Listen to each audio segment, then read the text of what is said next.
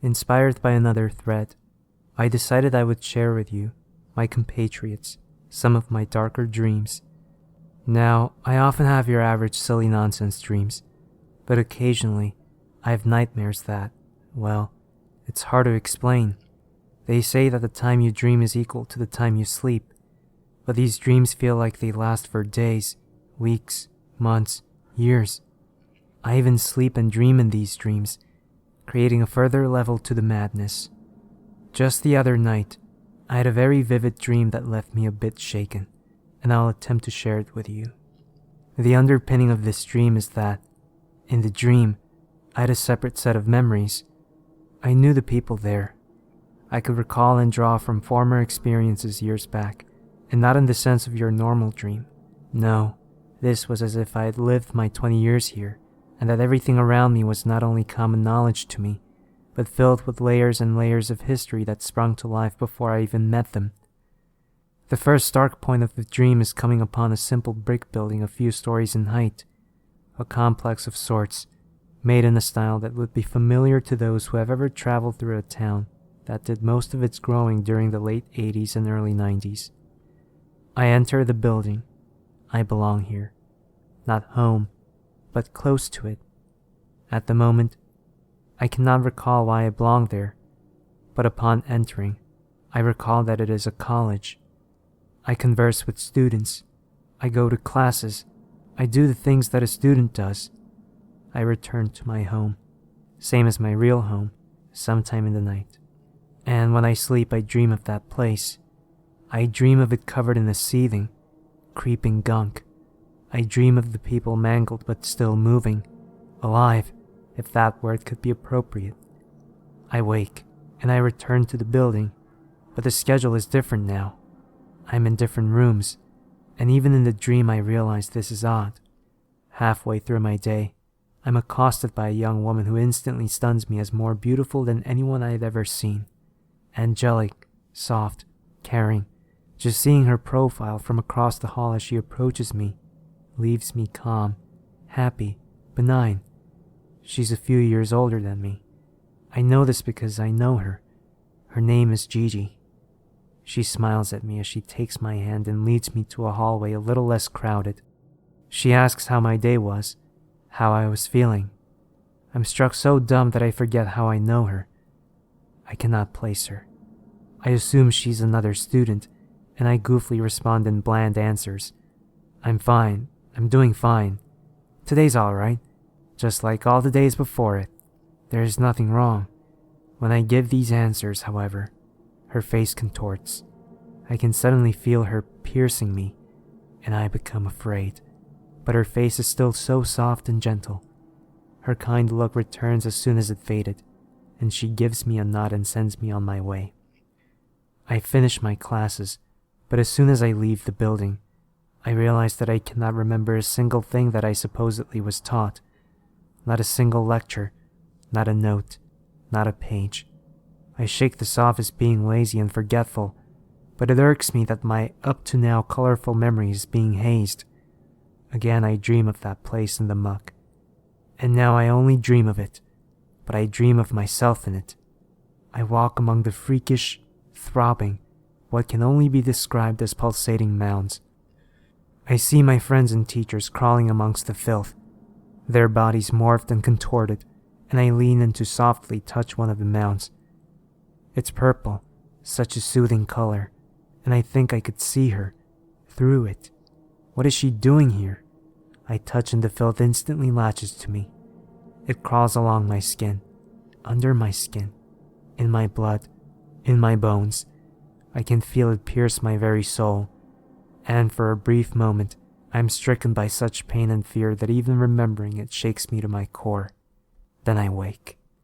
Now, when I return to the building, I cannot shake these feelings anymore. Even as I drive near it, I can feel something amiss. I look at my hand, and it is covered in a thick, purple gunk.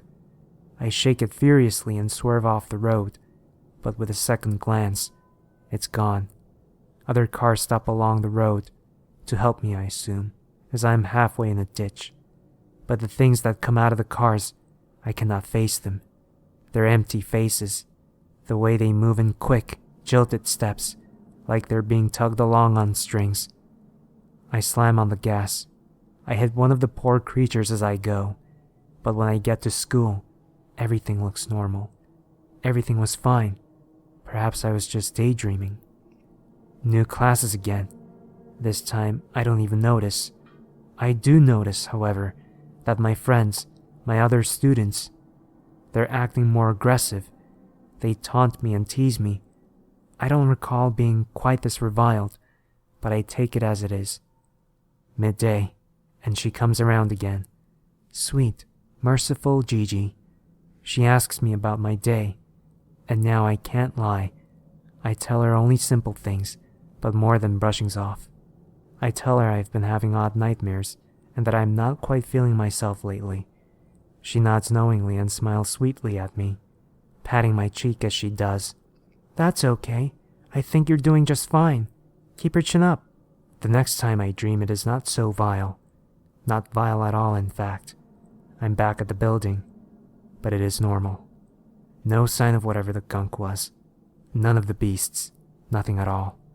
It is empty, and the next day I wake up calmer, happier. When I return to school, however, I am again greeted with scorn and revulsion. Even alone in the courtyard between classes, I can hear them, in my head, picking away at me. I know they're talking about me. I know the horrible things they say about me. How dare they? They don't know me. They're filth. What sort of people get joy out of taunting others? I approach one of them. A man. What's his name? I don't know his name, but I know his face. His smug face. I still cannot recall his name as my fingers are ringing through his mouth and eye sockets, as his jaw breaks beneath my grip and his skull collapses. I cannot remember his name, but I'm sure he'll remember mine. What did I do? I couldn't have done that. No, not possible. No one around me seems to notice. No one accosts me or shrieks in terror. Was I daydreaming again? It felt so real, and I can still see his corpse.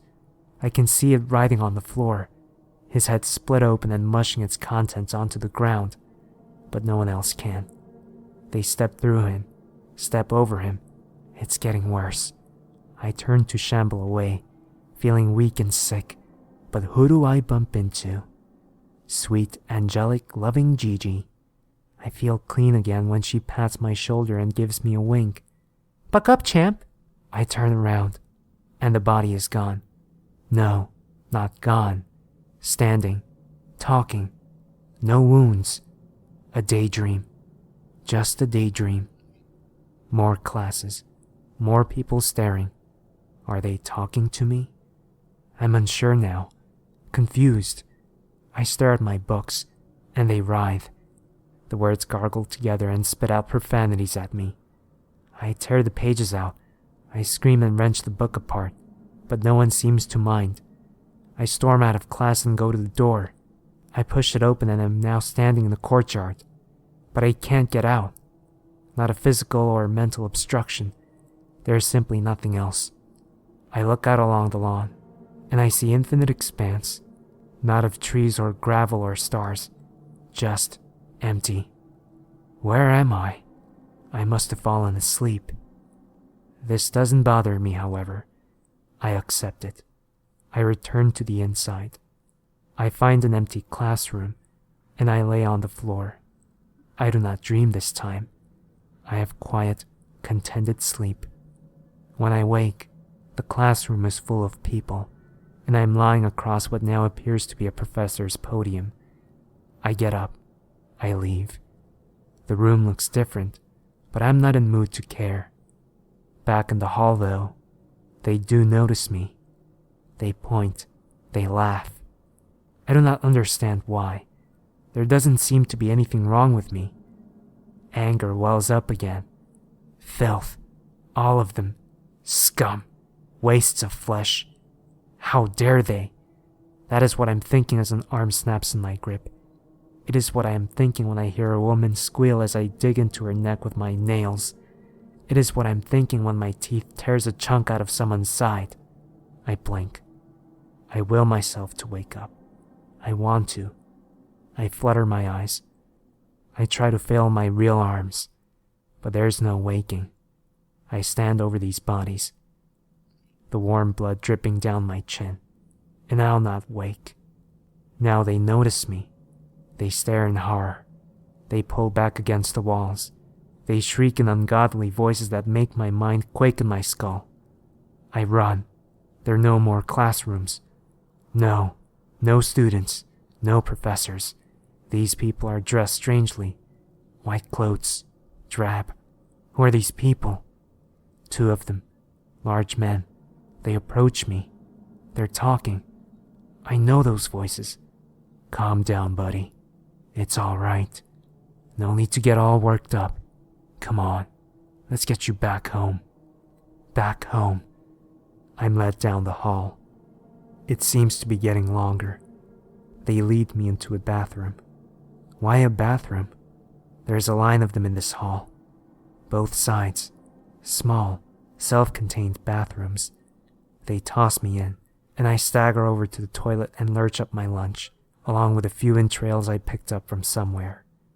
No, those aren't real. Those are just a hallucination. All that's really there is food and stomach fluid. I repeat this to myself many times before I lay myself on the cold floor and sleep. Where was Gigi? The dreams that come now are gentle, soft.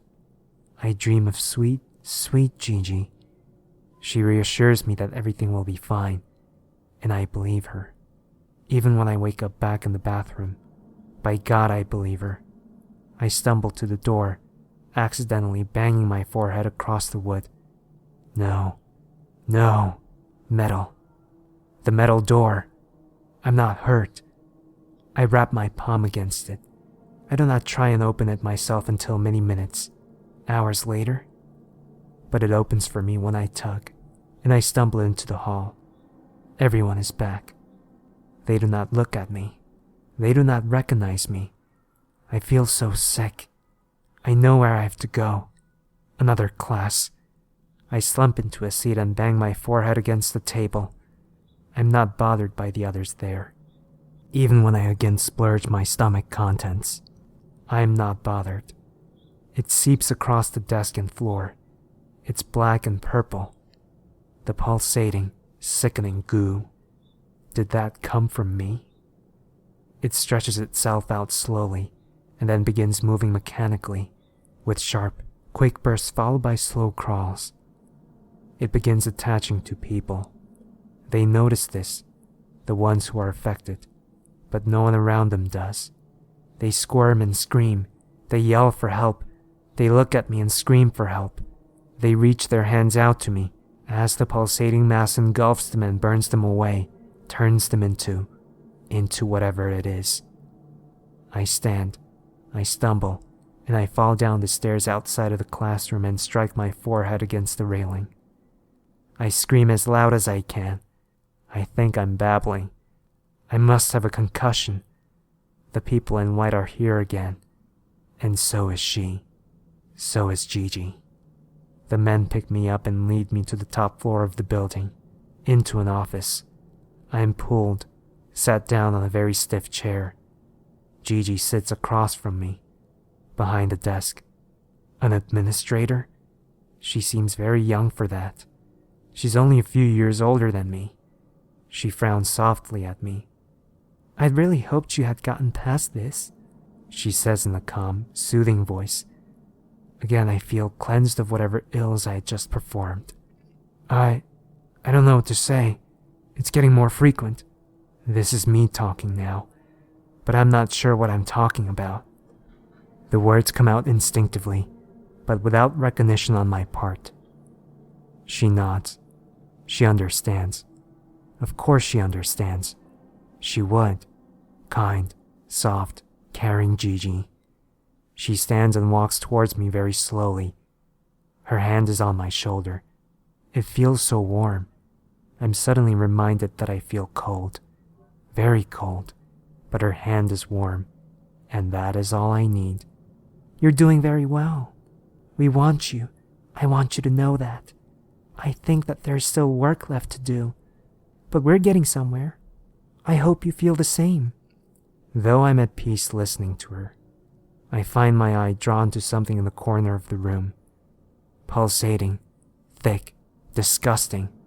The filth is even here? How could it be so close to pure, innocent Gigi? I stammer. My breath is caught in my throat. It's coming closer. I don't want it to touch me. I do not know what it is, but I do not want it to touch me. I know that if it does, something terrible will happen. Gigi has finished circling behind me. What was she saying?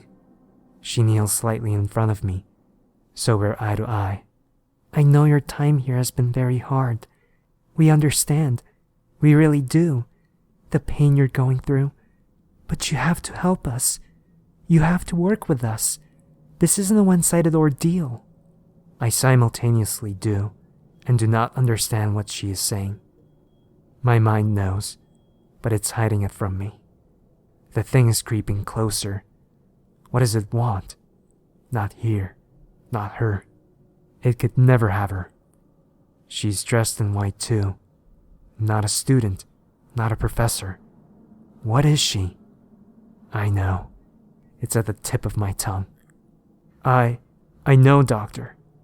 I know. I've really been trying. But it's getting real blurry. The dreams, they're very, very vivid, Doctor. Sometimes I fear that the violent dreams, the violent me is the real, that I'm slowly fading away. And I must admit, Doc, that I'm quite getting that feeling right now.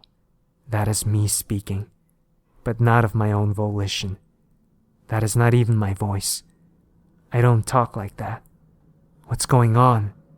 Sweet, sweet Gigi. A doctor? But she's only a few years older than me, and I'm a college student. This isn't making sense. I try to put it together, but the filth, it's getting closer and closer. The nearer it gets, the further my concentration breaks. Oh God, dear God, not her. It's touching her. Not dear, dear Gigi. She isn't reacting. How could she even know? It's crawling on her, creeping around her, consuming her, infesting her. Please, God, not gentle, kind, loving Gigi. She takes my chin in her hand and smiles. But now the thing has got her. It wraps around her face, and now I see it. I see the blank, soulless, pulsating figure of a skull where her beautiful face was. And the voice I can hear now. I can hear it creeping at the very back of my brain. Do not struggle. We're here to help. You're very, very sick. We'll cure you.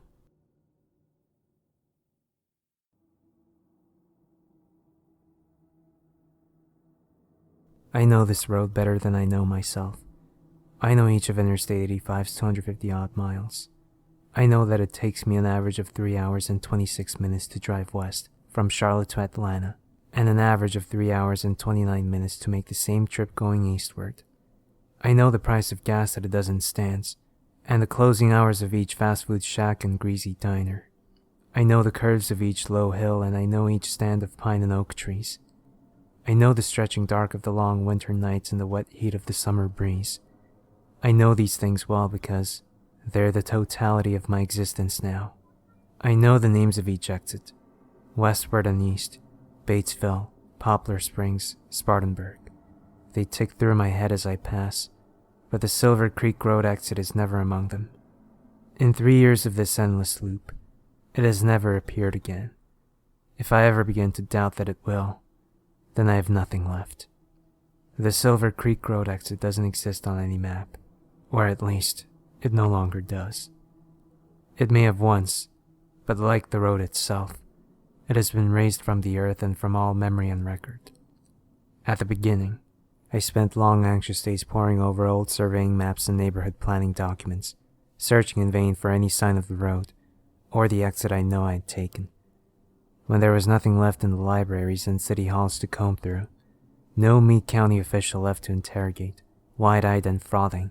Then I began to drive. I have been through 2 cars, and I've burned through my savings and now survive off a stack of rapidly vanishing credit cards. I have no address to receive bills, and no intention of paying, and I've been filling my trunk with small plastic gallon jugs of gas, while the cards are still accepted.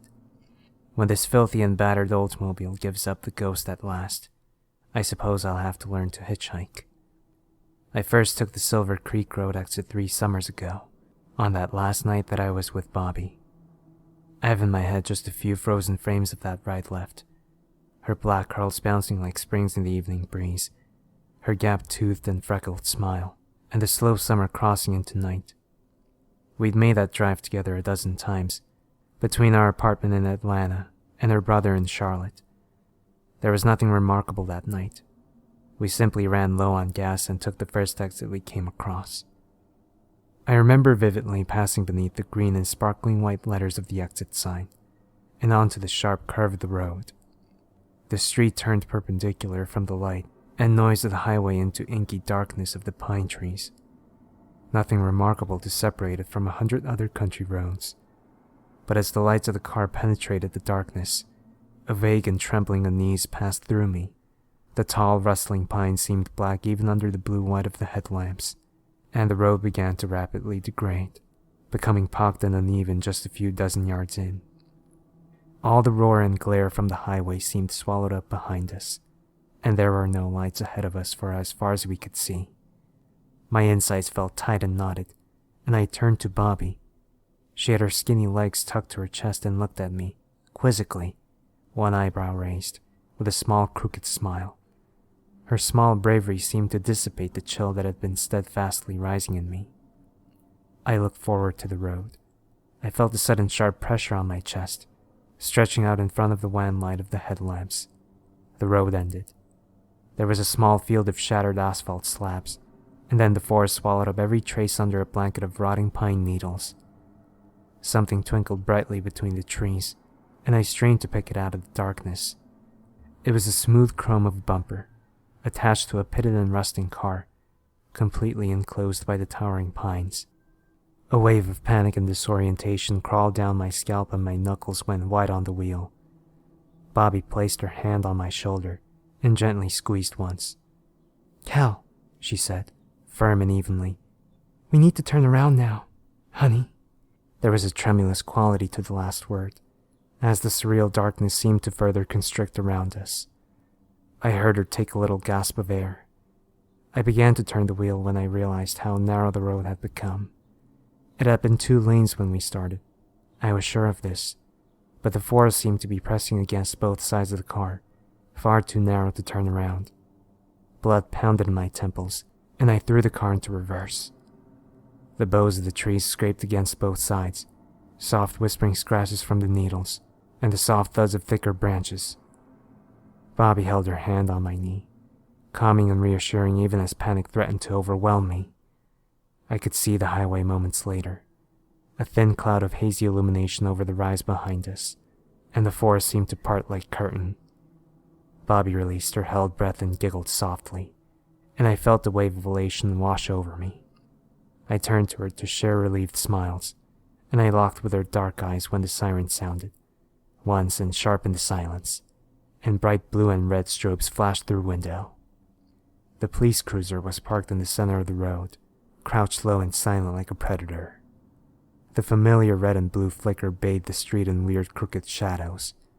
As I turned off the engine, there was the slam of a car door, and I could hear the heavy thud of boots on the road, pacing towards us. The comforting normalcy of the sight of a police officer began to drain away as he approached in the dark. He carried no flashlight, and I saw his gloved hands hanging straight at his sides in the side mirror as he walked towards me. He was dressed in thick winter wear, with his high collar turned up, and his hat pulled low. He approached the window, and as he leaned straight from the waist to fix his black and beady eyes on mine, I realized just how thin and tall he was. "License and registration." His voice was muffled and thick with strange and choked drawl, almost unintelligible, and his lips seemed to move in manner to counter the shape of his words. The summer night air around him seemed to grow even warmer. There were no sounds, no wind in the pines, no chirp of insects. I was mesmerized by the strangeness of what seemed, for all the world, to be an absurd imitation of a man.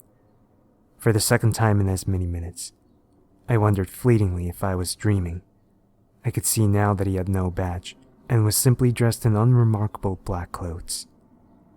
The overwhelming fog of dread and panic seemed to condense all at once around me, and singular animal command to flee, at once, drove my hands forward towards the keys.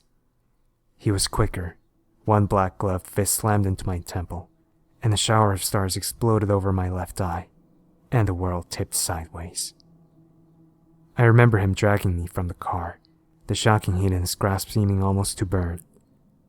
I remember hearing Bobby's screams and seeing in dizzy glimpses her brief flight, before being swept into those inhumanly long and slender arms.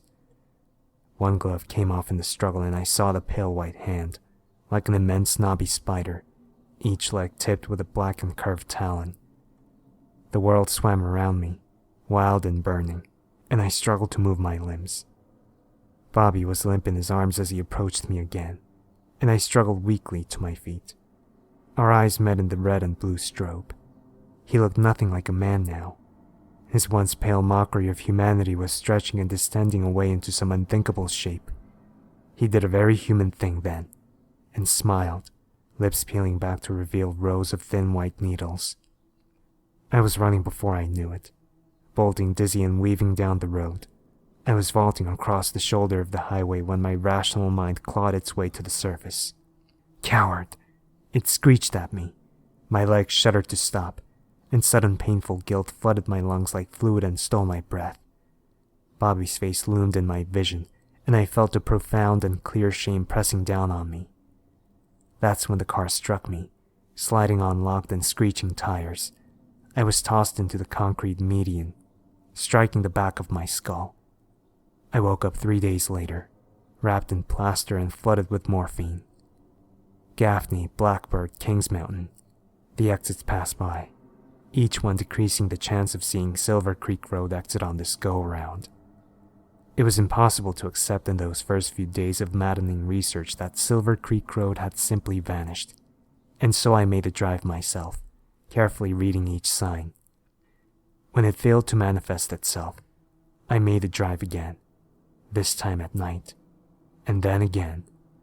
Sometimes, there's a zen-like quality to the repetition, the familiar patterns of predictability and order, the immutable order of the land. The locked procession of towns and trees is comforting as it continues to grind my hope away like a millstone. Most days, I can believe and accept that Bobby is gone. There's always that shadow of doubt, that crystalline thread of hope, but it feels hollow in my hands now. There's one thing I must believe. If it appeared to us once, it will to me again. And if I can find it, that pale horror in a man's skin, I'll kill it. If the bullets fail, I need only a few moments to ignite the trunk's cargo and to lure the murdering thing to me. I swear to the stars, I'll never stop looking.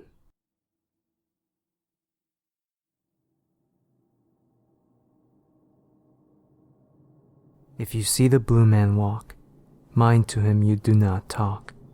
For if you see the blue man smile, your sweet soul he'll defile. From The Blue Man, Traditional Folk Ballad.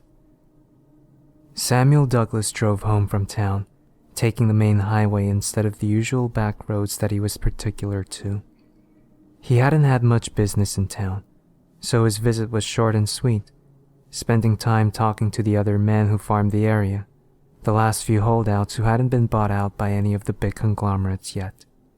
It wouldn't be too long before Ned Harrison sold, though. Crops weren't doing well.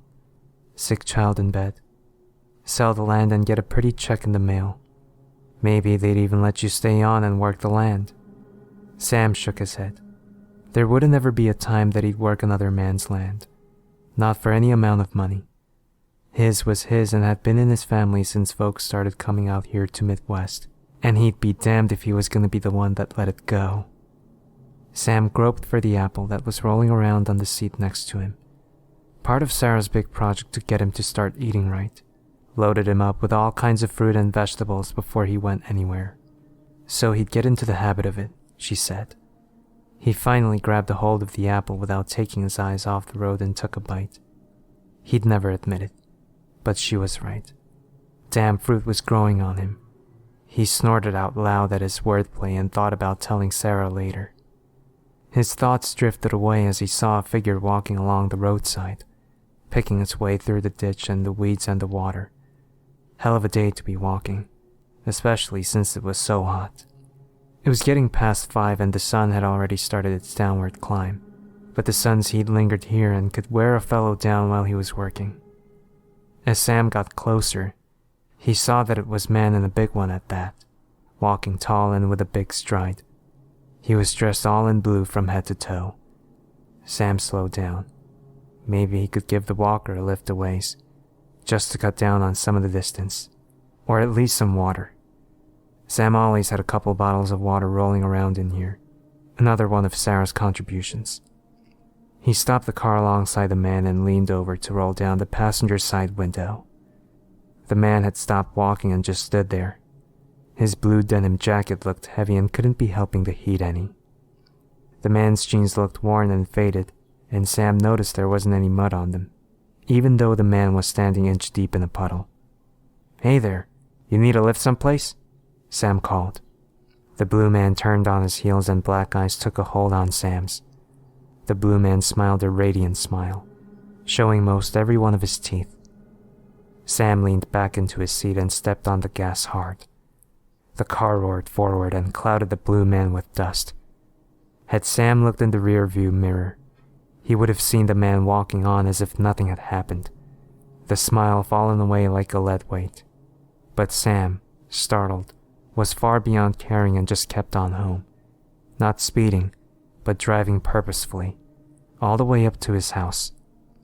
He parked out front, next to their lone tree, where he always parked and got out of the car, his apple laying forgotten on the floor, a single bite taken out of it. Sam walked stiffly up to the house, one foot in front of the other. He stopped on the front porch, his heavy tread shaking the wood planks. He bent down and began to rummage in the old toolbox that he always kept there, and Sarah was always putting back into the shed where it belonged. He found the hammer he was looking for, and opened the screen door and walked into the house, the hammer hanging loosely from his right hand. Sarah was in the kitchen, preparing something for dinner. Sam didn't know or care what it was. Sun caught her faded blonde hair as her head turned and she opened her mouth to greet Sam, a smile beginning at the corners of her mouth. She stopped when she saw his eyes, though. They weren't Sam's, not anymore. The eyes she saw in Sam's face were black, impossibly black and dead. Sam's grip tightened on the hammer, and he brought it up and around and down. The first blow followed by a scream. The second silenced it. A third, fourth, fifth. He didn't stop until the handle splintered and broke in his hand. He walked into the dining room and reached for the top of the cabinet, pulling down the shotgun in one smooth motion. He loaded it methodically, mechanically. He held the barrel at his chin with his left hand. Reaching with his right, he struggled to reach the trigger, his fingers brushing it once, twice, 3 times before he was able to bridge the gap, and then his face was gone. Neighbors couldn't explain it. The police didn't bother to try. They were so much in love, people said. Did he cheat? Did she? They all asked why. That's just the way things are sometimes, was the only answer they could come up with. On lonely roads and old highways, the blue man walks and jaunts and sways, a cold black heart and ivory smile. He'll walk you down that long last mile. From the Blue Man. Franklin always liked to remind folks not to call him Franklin. No, sir. That's what his parents called him. Just call him Frankie. He'd lean in real close while he was saying this, letting you get a noseful of whatever he'd been drinking that night. Big Johnny Walker Halliwell ran the bar, and you could always tell that he wanted to throw Frankie out on his ear. Frankie was always coming and drinking the cheap stuff, never leaving tips. And the man talked. Dear God in heaven, the man just never knew when to shut up. From 9 to 12, Frankie would just dominate his little corner of the bar with the non-stop talking. Sports, politics, religion, it just didn't matter. His mouth would flap from sunup to sundown. Now see, that's just what I've been trying to see you see. Frankie tapped the bar with his finger a few times, a sound that would grate on Johnny by night's end. Frankie's victim for the night was Joe Gamble, the only man unfortunate enough to be sitting near Frankie. Joe looked from side to side, hoping that someone might save him. Johnny wasn't about to end up listening to Frankie all night.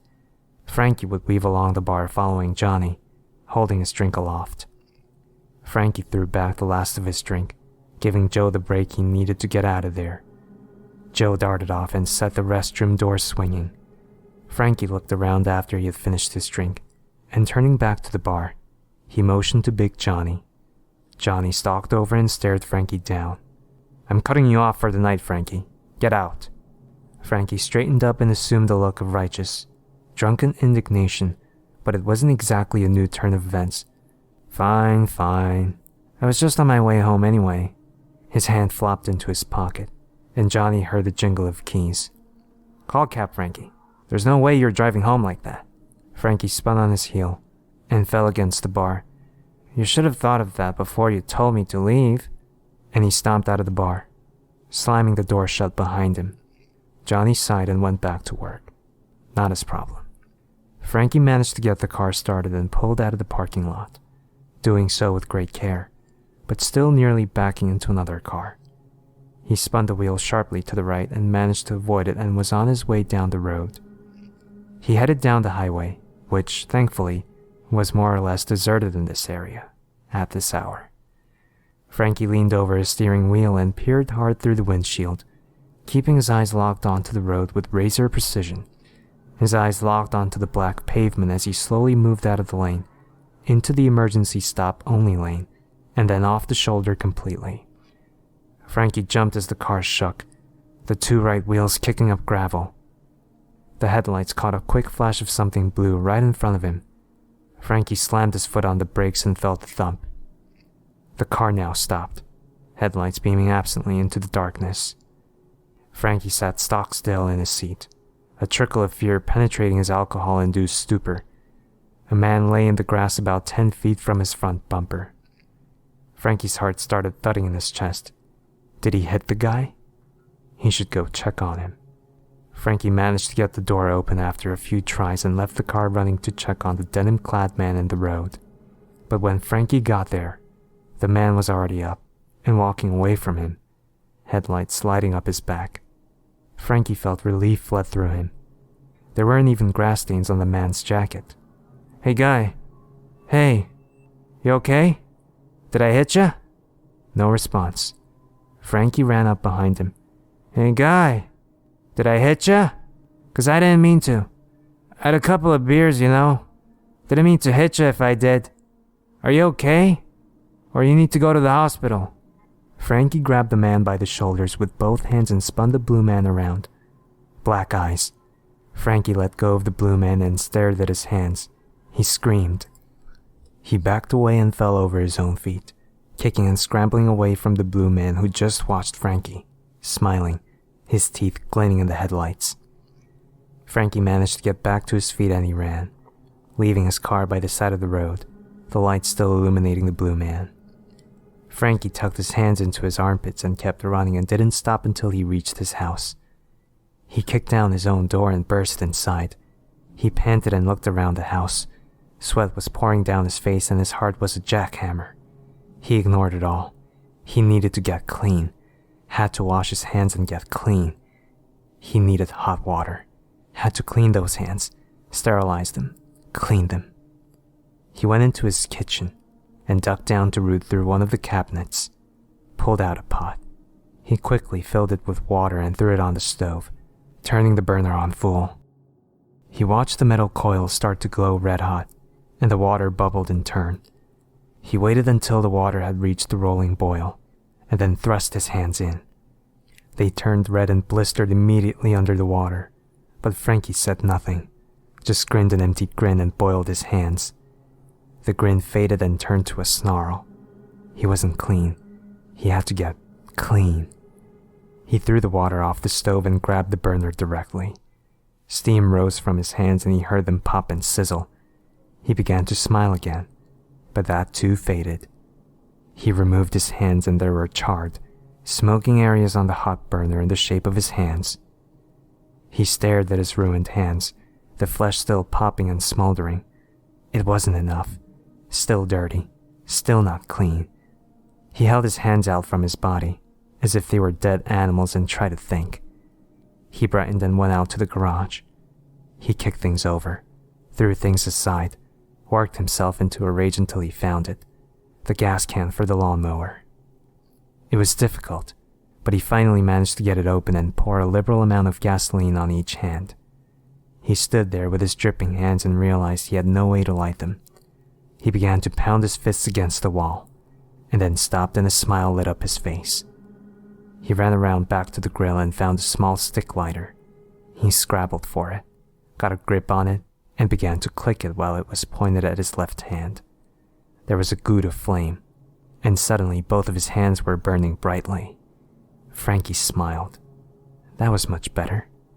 His hands were clean now. A year later, Frankie sat at the end of the bar, not talking to anyone. He used one of his hooks to pull the glass near him, and then drank the rot-gut whiskey with a straw. That's how he drank his alcohol now. Johnny stared at Frankie and wondered what did happen to him the night he left the bar. He had asked Frankie, but Frankie didn't talk anymore. Not one word. If he wanted a drink, he pointed. No more politics, religion, or weather. Just silence. No one knew why he burned off his own hands. It just happened out of the blue. Johnny shrugged. That's just the way things are sometimes. Madness and death are his old friends, and with them, he doles out grisly ends. For the one who stops and talks, from the blue man who forever walks. From the Blue Man. Mick was always trouble, always in search of it, and always finding it. Deck and Hugh knew this, had been palling around with him since middle school. They'd gotten into some scrapes over the years, boosting cars and selling them for parts, stealing smokes from stores. Nothing big time, but enough to get them sent to juvie more than once. But then, Mick got sent up the river for a 2-year stretch. A cop had gotten him with more than 2 pounds of pot, more than enough to send him away for possession with intent to sell. Deck and Hugh weren't with him when he got busted and avoided doing time, and Mick obviously kept his mouth shut, because neither of them received a visit from the boys in blue. When Mick got back, he was different. Before, he'd always drawn a line and never crossed it. Now he was rattlesnake mean, always close to going over the edge. Christ, he nearly killed Charlie during that fight, and he was always going for bigger and bigger crimes. It wasn't just about having fun anymore, trying to relieve small-town boredom. Deck didn't know what had happened to him on the inside, but it twisted Mick up inside somehow. The 3 of them were in Mick's car, heading down the highway, well above the speed limit. Mick was driving and he had been silent since he had picked Deck and Hugh up. Hugh didn't say much, just sat like a lump in the back seat, hoping someone would tell him what was going on. Deck sat next to Mick and kept looking at him from the corner of his eye. Mick wasn't paying attention to anyone but the road, and ignored all of Deck's attempts to start a conversation. He wouldn't even say where they were going or what they were going to do. Their nights lately just ended up with them driving all over the place but never actually doing anything. Just an aimless wandering with no point. Deck sighed and settled back into his seat, about to see if he could get some sleep. "What's that?" Deck sat up straight. Mick had actually spoken, and he was slowing the car down. 2 exciting events in one night. Deck could hardly believe it. Mick pointed out a man walking along the side of the road. Big fellow, dressed all in blue, blue jeans, blue jacket. Hell, looked like he was even wearing blue shoes. "Let's roll him," Mick said. Deck shrugged his shoulders. Anything was better than just driving around all night, looking for something that Mick could never seem to find. Mick stopped the car a few yards behind the walking man, and all three got out of the car and made their way toward him. He didn't turn around, just kept booking it along the side of the road. Deck got a bad feeling from the guy, like he was spooky or something. Who didn't turn around to see who was following them? He didn't run, didn't walk faster, didn't do anything, just kept doing his own thing. People who acted like that had nothing to be worried about. Mick had no misgivings and shoved the blue man in the back. "Hey man, give us your wallet, or we'll fuck you up." The blue man stopped walking and turned. Deck and Hugh couldn't see his face. Mick was blocking the view. Mick stared deep into those black eyes though. The blue man smiled at Mick and Mick smiled back at him. And then Mick began to laugh. Deck jumped. It was a bad sound. A sound that made your skin crawl. It was just so wild. Mick kept laughing and then turned from the blue man, who stood stock still and said not a word, just kept grinning. Mick pushed past Deck, and Hugh went back to the car. Hugh looked at Deck and Deck just shrugged his shoulders. They both ran after him and got into the car. Neither one of them got a look at the blue man, and as Mick made a sharp U-turn in the middle of the road, Deck turned to see the blue man walking down the road. The next morning, Mick walked into the First National Bank in Hickory with a sawed-off shotgun and a semi-automatic handgun tucked into the waistband of his jeans. Mick fired one barrel into the air. "Everybody get down on the fucking floor right fucking now!" The security guard on duty woke up from his nap as Mick started yelling and reached for his service revolver. But Mick turned and shot him at point-blank range with the shotgun. The guard flew backward and dropped to the ground. Mick threw the shotgun onto the floor. He pulled out the handgun and held it steady on the tellers as they dropped to the floor behind the counter. But one of the tellers moved too slowly for Mick's tastes, and he shot her where she stood. One of the other tellers managed to hit the silent alarm as she knelt onto the floor. Mick came around the counter, slammed his gun into the locks of the cash drawers. The tellers kept their eyes planted on the floor, but one looked up and stared right into Mick's eyes and saw pools of ink. Mick grinned at the teller, and his white teeth shone and shone bright. 5 police cars showed up 10 minutes later, tires squealing and sirens blaring. Mick laughed as he saw them pull up. He grabbed up the shotgun and reloaded it. Mick stepped out the door, firing both barrels into one of the windshields. He dropped the shotgun, and as he pulled a handgun from his blue jeans, 10 cops opened fire on him. He laughed as the bullets hit him and leveled his gun at the nearest officer. The officer leveled her own gun and fired as he did, hitting him in one black eye. His head snapped back and his shot went wild and Mick dropped to the ground. That night, Deck and Hugh sat in the bar while folks talked about that some bitch Mick who went crazy and shot up the bank and just laughed when the police shot him up. One old man just leaned back and said, "That's just the way things are sometimes." But Deck knew better.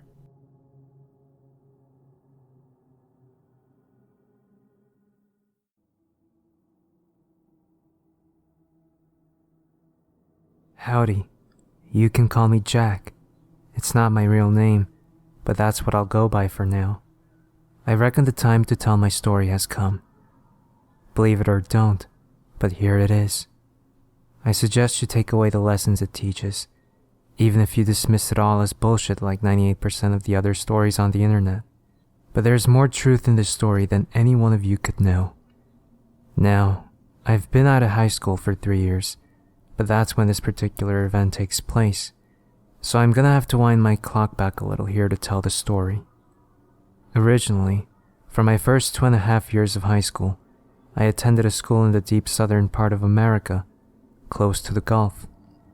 We had all kinds of ghost stories growing up, and if there was one lesson our super conservative parents taught us, it was this: don't go fooling around in things you don't understand.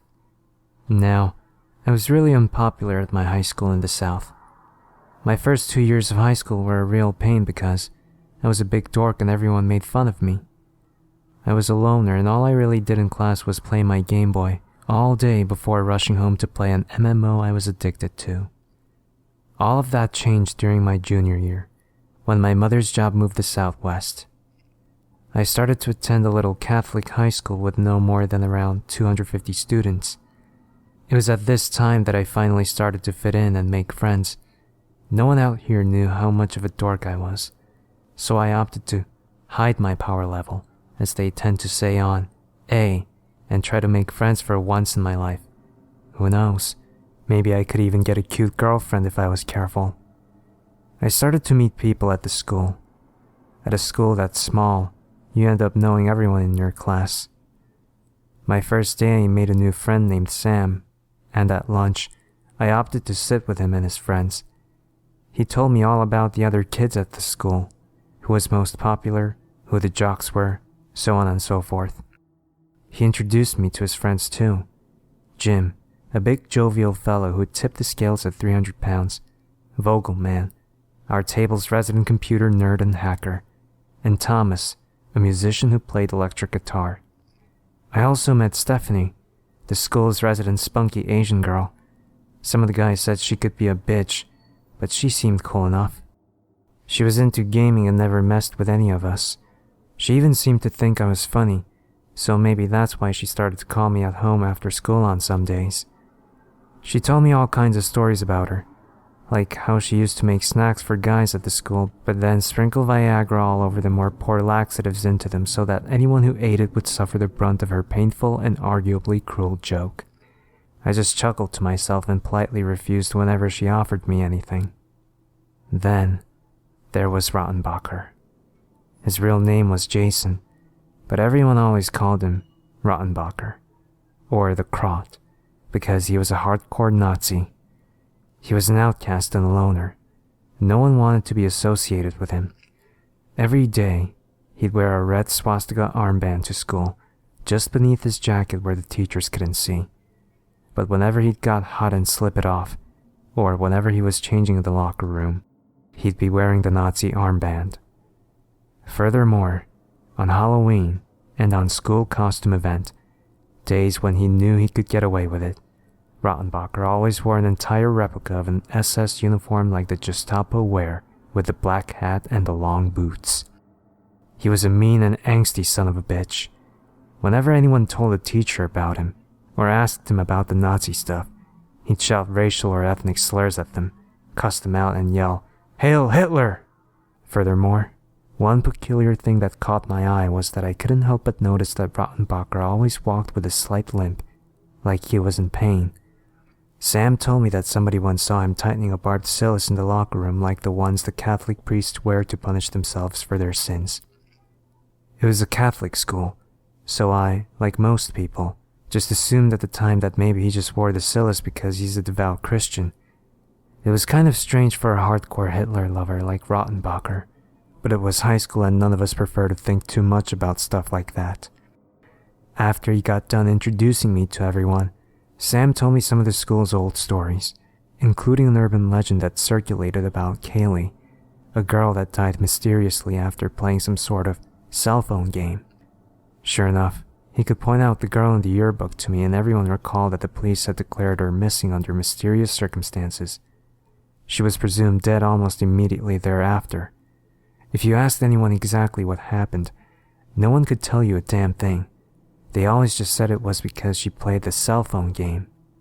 Sam, Stephanie the cute, mischievous Asian, Rottenbacher the self-torturing Nazi, the cell phone game, the police's investigation of a teen's disappearance. All of these people and events were about to come together to drag me into something in which I wanted no part. It wouldn't even be until over 2 years later that I finally understood how and why everything went down just the way it did. Anyway, the last half of junior year came and went, and the long summer passed us all by in what seemed like a heartbeat. It was finally time to begin our last year of high school. Everyone was back for the new school year, pumped to start the laziest and most fun year of our high school lives. Even Rottenbacher, still limping around the school in that barbed syllabus, still spouting his Nazi garbage every time someone decided to mess with him. The year started out eerily quiet. Word was that 2 more cell phone game-related disappearances had happened over the summer to 1 boy and 1 girl from another high school, and that the police were investigating a possible serial killer. According to the paper, The only common link the police had found was that every person who disappeared had received a text message that read, "Welcome to the game." None of the text messages had been sent from the same cell phone, so this evidence had been dismissed as circumstantial. For me, things weren't half bad. It was this year when I finally started to open up more as a person. I had made a good circle of friends, who I trusted, and I felt more calm about being myself at this point. Gradually, I started to fit in more and more, and pretty soon I was pretty popular in certain circles. Stephanie liked to hang around with me more and more because of how funny she thought my jokes were. Before long, one day, which I still remember as one of the happiest of my life, she came to me in the middle of campus after school and looked up at me with this beautiful Asian eyes and that long, black hair and a smile to die for. She asked me right then, "Jack, will you go out with me?" I laughed, ran, and jumped for joy. "Of course I will," I said, and danced around with her there in front of everyone. I finally had a girlfriend. I still remember that as one of the happiest days of my entire life, if not the happiest. We went on dates, we hung out after school, and she even started to eat lunch with Sam, Jim, Vogelman, and I every day. Maybe I wouldn't have been so happy had I known what was going to happen next. It was one day at lunch when she was sitting with us, when she mentioned that while sleeping over with her friends one night, they had stayed up late with some girls from another high school talking about the cell phone game. She said that these girls knew all about the rules of the game and that they had explained it all to her in great detail. Supposedly, you can join the game at any time by sending a text message at midnight to the right phone number. The text message was supposed to say, "I wish for the power to curse."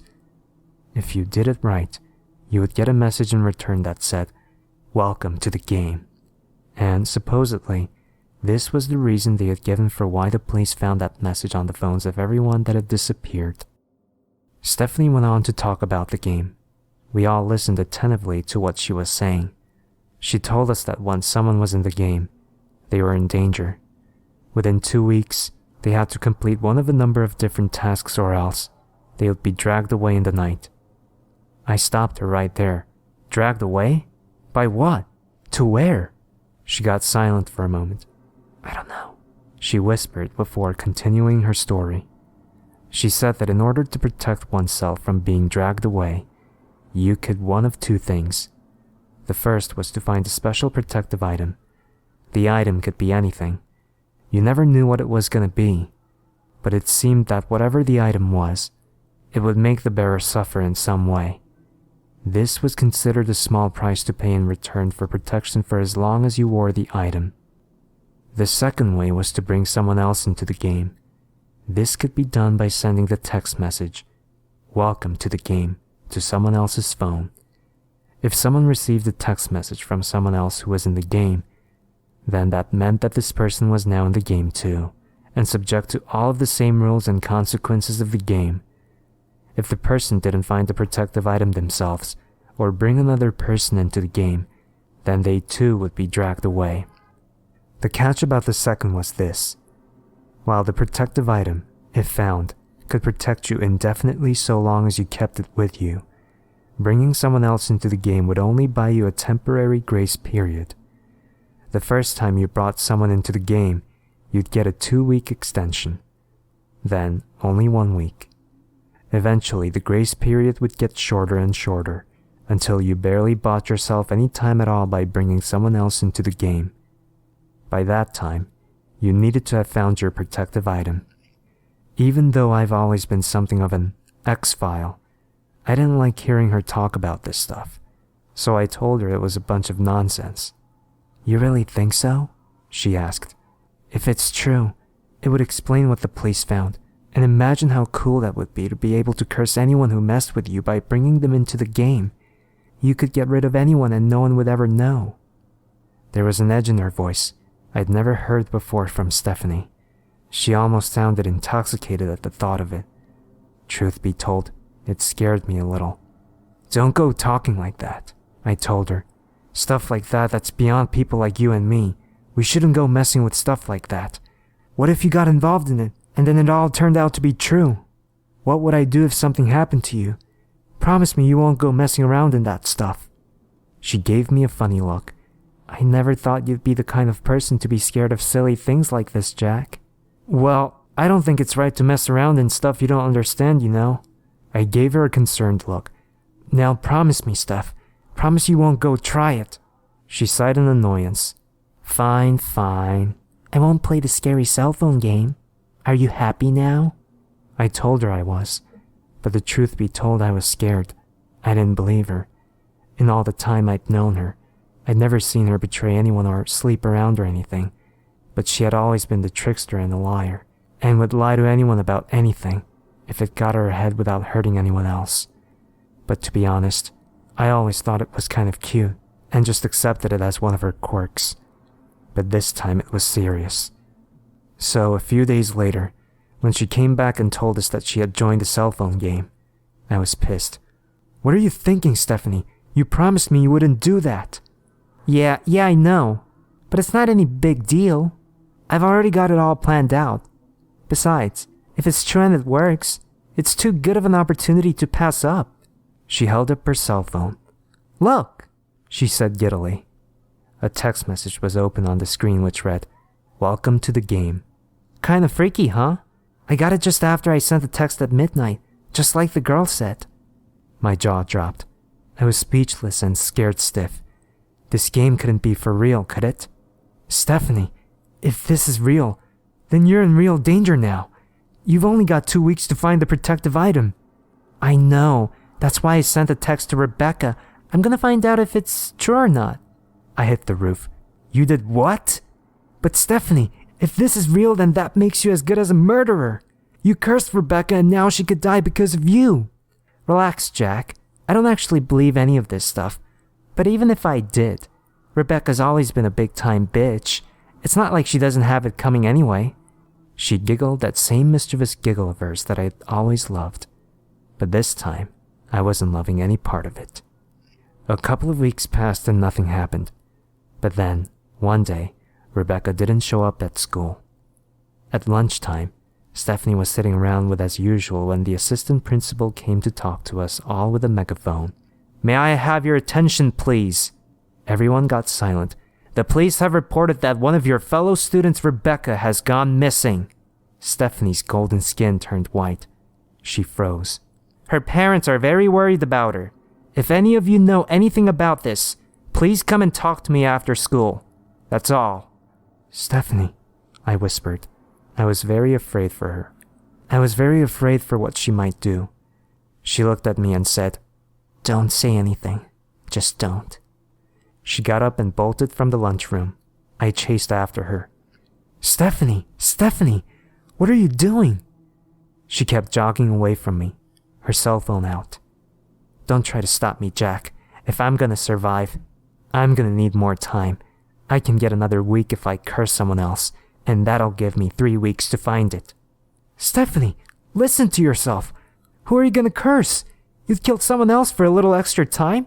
Look what's happened to you. She was starting to cry. I know. Damn it. But I know who I'm gonna curse. No one's gonna miss them. I promise. Stephanie, that's not right. You can't do it. No one deserves this. Let me help you. We can find a protective object for you together. She turned and showed me her cell phone. Her text outbox had a message which read, Welcome to the game. She had sent it to Rottenbacher. I started to weep. I grabbed onto her as tightly as I could. Stephanie, I love you. I'm so sorry. This isn't right. None of this is right. She held on to me and began to cry deeply as well. We held each other there for nearly an hour like that. I still remember it like it was yesterday. Then, that night before we went home, we both resolved we would start looking for a protective item the next day. The next day, I was walking with Stephanie along the track after school when Rottenbacher approached us with his cell phone. He was furious. He held it up to her face. Is this your idea of a joke, you stupid slant-eyed bitch? Truth be told, I felt Rottenbacher had the right to be a little angry. Sure, he was a Nazi pervert freak, but with all the whispers of murder going around, I could imagine anyone being angry about getting a text like that. But even so, I wasn't about to let anyone talk to my girl that way. Hey, buddy, you watch your mouth. That's no way to talk to a lady." "Lady?" Rottenbacher shouted. "This fucking slut is not a lady. She's just a bitch, and she tried to kill me. I bet you killed that other girl too, didn't you? Rebecca, she's missing 'cause of you, isn't she?" Stephanie began to cry again. I pulled my arm back and punched as hard as I could at Rottenbacher's face. He stumbled backwards a few steps and grabbed at his lip, from which trickled a little stream of blood, but he kept his composure. I halfway expected him to swing back at me, but he just stood there. After a moment, he spoke. "You just don't get it, do you, Stephanie? I'm already in the game. I always have been. I know the fucking score. But unlike you, I never cursed anyone else." "Bullshit," I said. "If all that's true, then how are you still—" Suddenly, I remembered the silice Rottenbacher wore around his leg that caused him to limp in agony, and what Stephanie had told me at lunch. Whenever a new protective item was discovered, whatever it was, it would cause its bearer to suffer. "Your protective item! You have one!" Stephanie's eyes lit up. It was clear that it realized the same thing that I had. Rottenbacher smirked. "That's right. So I just figured your girlfriend better know that she didn't get any additional time for trying to curse me. I've already been there and done that." Stephanie looked up at him with fear in her eyes. Days passed, and try as we might, Stephanie and I couldn't find anything that could qualify as a protective item. We were approaching the 2-week deadline, and she was looking more and more scared by the day. Her hair was a mess. Her usually bubbly personality was glum and distraught. She stared off into space during classes and prayed constantly. After the 2-week deadline passed, we were both terrified. She came to me at school and said, "Jack, I want you to sleep with me tonight. Stay with me all night. Don't let it get me." I couldn't refuse. I showed up at her house late that night and came in through her window. We slept together.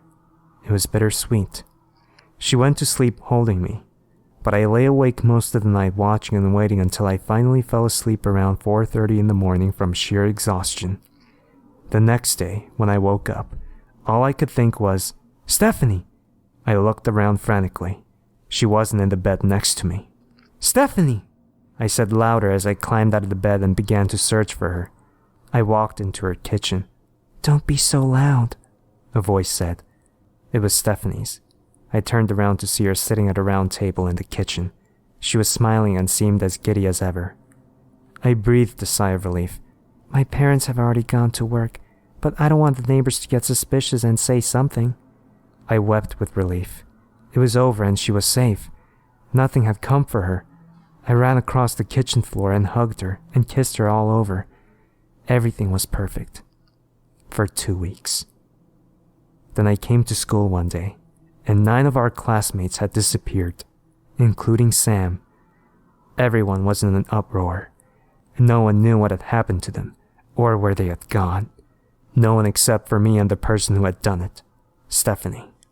If the amount of time extended was halved each time you brought someone into the game, then 9 people would have brought her just over 2 weeks, which meant that her time would be running out again tonight.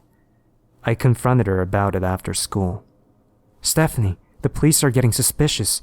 You can't do this anymore, and I can't watch you do this anymore. It's wrong. It's evil." She looked at me silently. I still remember the look in her eyes that day.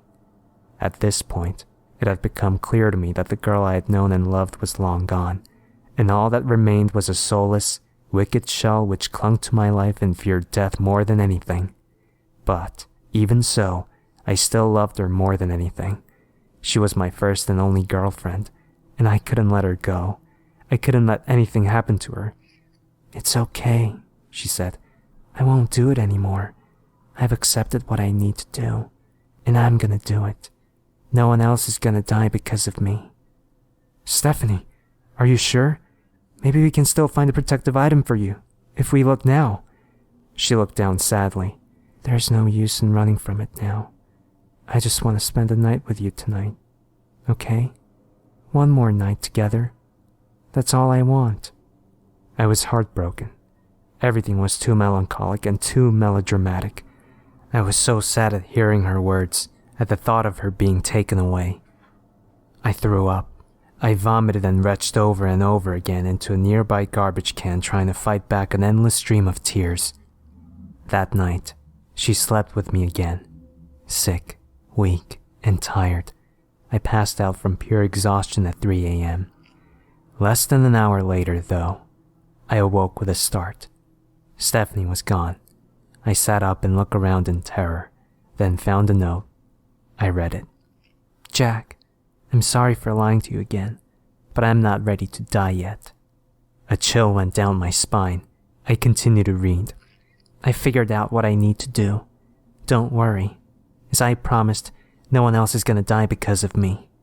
What could she be thinking? I looked around my room. Suddenly, I noticed that the .45 caliber pistol my father had bought me for my 18th birthday was missing from my room, and everything made perfect sense. That's why she wanted to spend the night with me tonight. She wanted my gun. She was planning to go after Rottenbacher and take his protective item. As fast as I could, I threw on some clothes and bolted for my truck. I sped off towards Rottenbacher's apartment.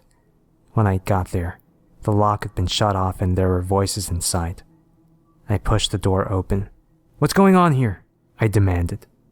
I looked around. Stephanie was holding Rottenbacher at gunpoint with my .45. The apartment walls were covered in pictures of Adolf Hitler and swastika banners. There were whips and chains scattered around the bedroom floor. Rottenbacher was stomping around in long-sleeve pajamas and cursing at her in his typical neo-Nazi form, screaming at her about home invasion and calling the police and this and that. He was even wearing that stupid Nazi armband. It was obvious this guy was a lunatic fanatic. Stephanie screamed at him, "Shut the fuck up!" She fired a round at the wall behind him and winced. I remember my ears ringing from the loudness of the gunshot and a sharp pain in my inner ear, but I was too tense to worry about it at the moment. "Now, give me that barbed torture thing you're always wearing, or I'll kill you right now." Her voice was all malice. Rottenbacher stood in place for a moment and slowly began to remove his pajama leggings. "You're making a big mistake," he said. "You should just accept the way things are and die with dignity. You're not going to get away with this." He removed the cilice from his leg, from which trickled a small amount of blood, and handed it to her. Immediately, she slipped it onto her own leg with one hand, fumbling with my pistol as she tightened it until it hurt, and her own leg began to bleed a little. "Let's go, Jack," she whispered and turned to leave. I started to walk out with her. From the apartment, I heard Rottenbacher shouting, "You won't get away with this! He's gonna come for you and he's gonna drag you off to hell for what you've done! You're gonna pay for all those kids!" I could see that she was sobbing a little as we walked away. I was sick. I was disgusted with everything. I was disgusted with Stephanie for being so cruel and selfish, and I was disgusted for myself for seeing all of this, and seeing the signs and not doing anything to stop it. But at least now it would be over. As we walked back to my truck, I said a small prayer for Rottenbacher in the hopes that he could find a new protective item within 2 weeks. He may have been a racist bastard, but in a way, he was still better than Stephanie if what he said about never cursing anyone else was true, and he didn't deserve to die just for that. I drove Stephanie home. She was exhausted. I would have given her a kiss on the cheek, but I was too sick and just wanted the whole ordeal to be over. "Good night," I whispered to her. "Good night, Jack. I love you," she whispered back, and climbed out of my truck and went back to her house. I started to drive home, exhausted from the day's events. Suddenly, my cell phone began to vibrate. I picked it up. It was a call from Stephanie. I answered. "Hello?" The first thing I heard was a shriek, followed by what sounded like the noise of pounding at her door. "Jack, help! He's here! He's here! He's coming for me!" "What? Hold on, Steph!" I pulled a U-turn in my truck and sped off back towards her home. Stephanie was becoming more frantic. Suddenly, on the other end of the line, I heard the sound of her door being bashed in, followed by another shriek. I could hear Stephanie screaming at the top of her lungs, a hideous blood-curdling scream. I still remember every moment of it perfectly, and I remember her screams word for word. "No! No! I don't want to die!" Adrenaline surged through my heart and I floored the accelerator. No! No! No! Stop! She screamed again, and I heard what sounded like the phone hitting the floor and Stephanie's screams getting further and further away. And then, dead air. Stephanie? Stephanie? Answer me, damn it! Getting no response, I hung up and called the police. When I arrived at Stephanie's house, the front door had been smashed in. I parked my car on our lawn and jumped out, carrying my .45 caliber pistol with me. I ran inside, searching the halls. Everything was in slow motion. Then, I came to Stephanie's bedroom. I turned on the light and checked all of the corners with my pistol leading the way. At length, I lowered the gun as something caught my eye in the center of the room. Stephanie's cell phone lay on the floor next to her bed. In the middle of the room, in the carpet, was a very small patch of blood. It wasn't more than a few drops, but the most chilling sight of all was that from the edge of her bed to the door of her room, which led out into the hall, was a trail of claw marks that she had left as something or someone had dragged her away to her doom. I couldn't take it anymore. I turned and left her room. On the way out, I couldn't help but notice that she had torn out most of her fingernails clawing at the carpet and that they lay scattered near the trails her fingers had left. I went out into the street and threw up again. I could hear the sirens coming in the distance. Days passed, then weeks, then months. The police did investigations. They questioned me time and time again, and every time my stories were all the same. I told them the truth as I knew it, as unbelievable as it was.